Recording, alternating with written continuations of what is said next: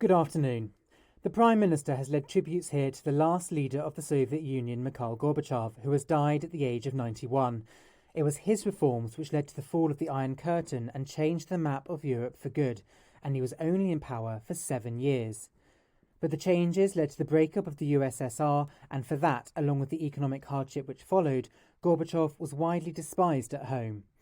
At a time when relations between Russia and the West are at their worst since the Cold War, the world has been remembering the man who ended it.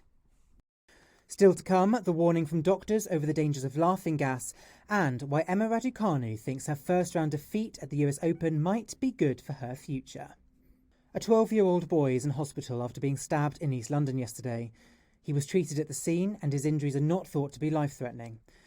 A man in his 30s has been arrested, along with another man in his 60s. Rail workers are staging another 24-hour strike next month as the dispute over pay and conditions rumbles on. Union members from Network Rail and 9 other train operating companies are walking out on Monday the 26th of September. And the world's largest wind farm, located 55 miles off the coast of Yorkshire, is now fully operational.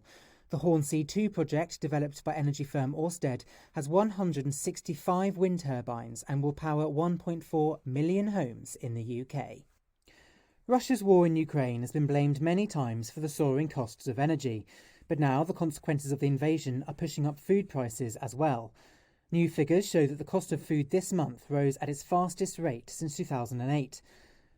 Overall food shop prices rose by 5.1% in August compared to this time last year. That's for 500 of the most popular high street products. But in food, prices jumped by 9.3%, the highest rate since August 2008.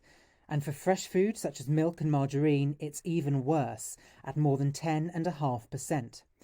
Along with last week's confirmation of the energy price hike, shoppers are increasingly concerned about the months ahead.